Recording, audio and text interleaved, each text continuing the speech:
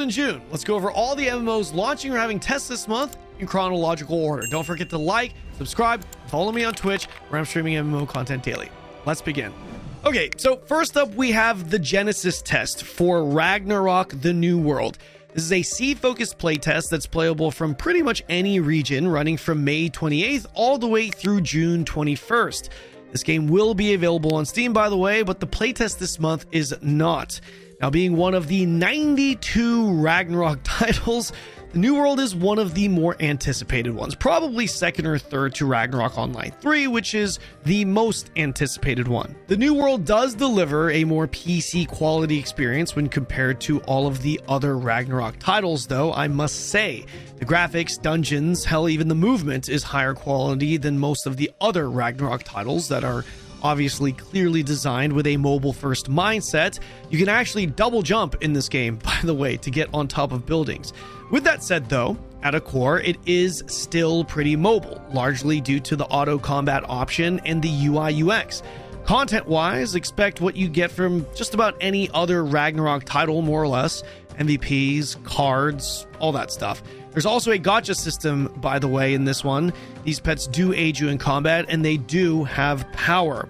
Oh, and there's also a social media system and a marriage system in this game as well. So some of you might finally be able to find a girlfriend in this game.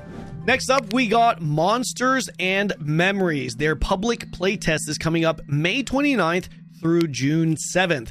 There will be no wipe or fresh start server this time around, and in case you're wondering, Sorrowfowl, I hope I'm saying that right, was the fresh start server from the previous public test. If you're not familiar with Monsters and Memories, this is a newer modern day version of the old school EverQuest. If you like the slower, more classic experience of EverQuest with very little handholding, this is definitely a game you'll probably want to check out.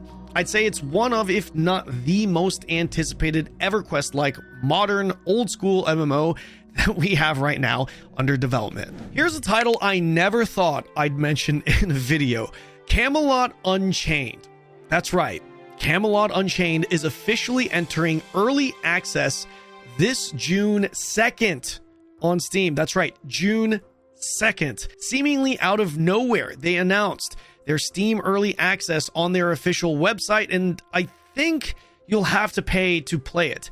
Details are a bit unclear right now, but as far as I can gather, they've had play tests recently that were under NDA, and starting June 2nd, the game will open up to the public and no longer be under NDA, with the shop opening up very soon, which I'm kind of confused as to why they wouldn't open their shop with this announcement if early access is on the 2nd. Regardless, Camelot Unchained was up there as one of the most anticipated MMOs about 79 years ago, and was seen as the spiritual successor of Dark Age of Camelot, a game every MMO Andy has heard of. Well, at least every MMO Andy over the age of 30. So long as the game hasn't changed, of course, Camelot Unchained is supposed to deliver a massive focus on three-way faction RVR content over traditional PvE content, focusing almost entirely on the player-driven aspect in large-scale PvP. This kind of sounds like a wet dream for some of you guys, I know. That's the reason why this game was highly anticipated, but not to shoot down your dreams here, but I would highly recommend tampering expectations with this one because, number one, the game does look pretty dated. Remember, this game was practically announced in the 60s. And two, this shit could 100% be just a cash grab because a lot of this seemed super dead forever. Then all of a sudden it's come out of nowhere and ready to go on Steam Early Access. If you're unsure, I'll be checking it out June 2nd on Twitch live, so you can have a look at it in real time then. And another Ragnarok title, this time Ragnarok Origin Classic, is having its NA closed beta test June 4th. To be clear, this game does have an English version already live for the Asia region. But yeah, remember earlier I said Ragnarok: The New World was the second or third most anticipated Ragnarok next to Ragnarok Online 3?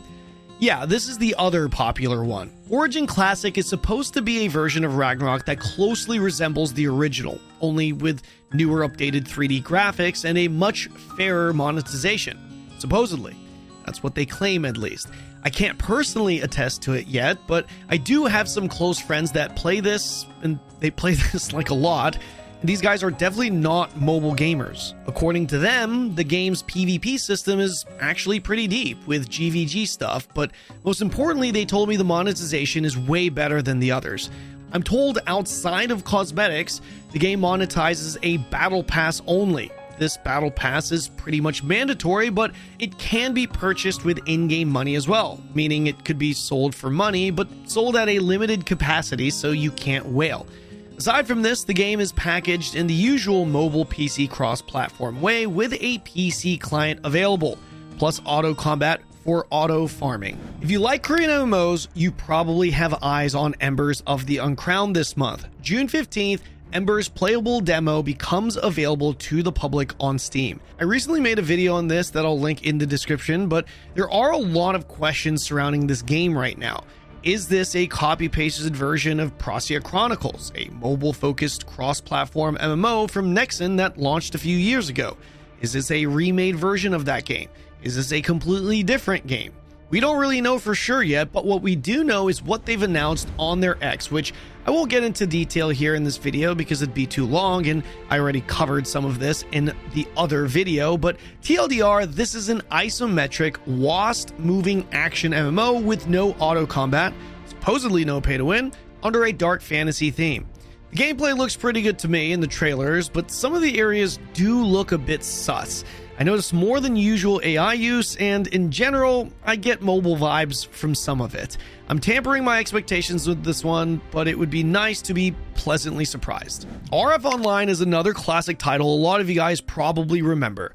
RF Online Next is the official successor of the original RF Online, set to launch globally June 17th.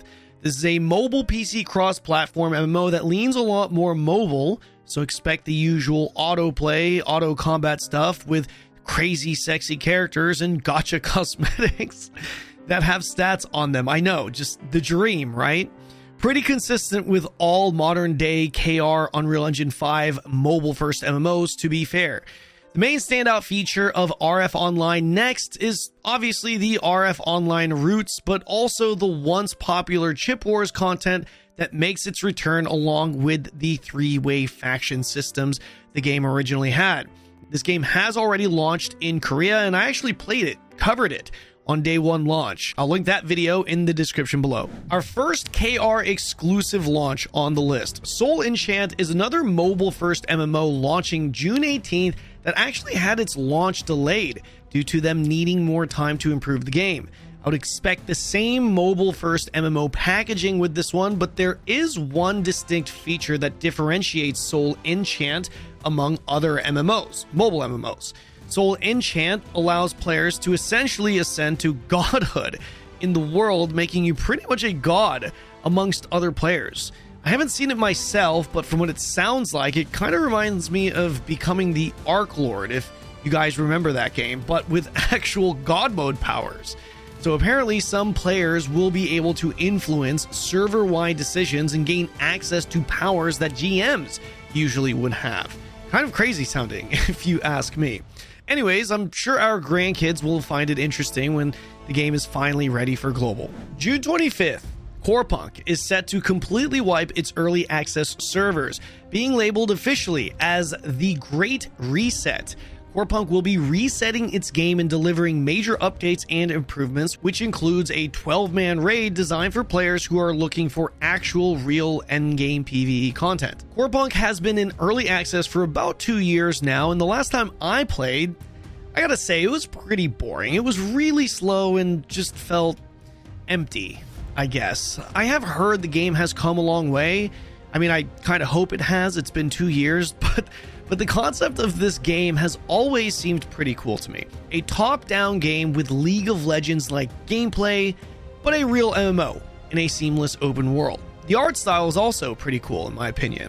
It'll be interesting to see how far this game has come with this big update. I'm a huge fan of top-down raids or pinnacle fights, so I'll definitely have my eyes on this one come June 25th. If you're not interested in Corepunk, Throne Liberty is also launching its biggest expansion update ever, with the Frozen Divide on the 25th as well. A brand new Frozen themed region called the Nyx is opening up, along with a new level cap of 60 and the highly anticipated new weapon set, Gauntlets. Well, at least highly anticipated for me. I'm a sucker for Gauntlets, and back when I was playing it, I was really hoping one day they would release them. Fast forward to 2026, and they're here. And along with them, a bunch of other major updates that include new gear, bosses, quality of life, all that stuff. By the way, I'm not aware of any fresh start or hyper boost server, or even any new player boost stuff. I'm hoping catch-up mechanics are at least baked into the expansion, otherwise it may be a bit daunting for new players to come back and catch up. Let me know in the comments if there are any that you know of. Lord of the Mysteries is a new MMO hailing from China, based on the anime. Lord of the Mysteries will be having its second announced test, a closed beta test, on June 26th. However, this is a China-only test, and I believe it's even under a full NDA, so don't expect really any public coverage around this. Considering less than 0.1% of you guys watching this video will actually be able to play this closed beta test, we're just going to move on to the next and final game on the list. Dragonica Landverse. I hope I'm saying that correctly. I never really knew if it was Dragonica. Anyways, this game is having its closed beta test June 26th. I'll be honest, guys, I actually don't have too many details around this game, but it looks like Landverse is more or less a relaunch of the original, but with quote-unquote updates. And not the kind of quote-unquote updates you'll probably like. Maxion is partnering up with Gravity for this one, and Maxion is also a blockchain company. Landverse is confirmed to have the NFT blockchain stuff, so yeah, there you go. Other than that, it appears this game is also based out of Thailand, I think. Not even sure if English will be available, but if you speak Thai, you're okay with blockchain MMOs, and you like old school classic side-scroller games, then maybe this one's right up your alley. That pretty much wraps up June, guys. Let me know in the comment section below if there's any game I missed so I can pin it at the top of the comment section. Also, let me know if there's any game I should be looking out for next month's monthly MMO. See you guys in the next video.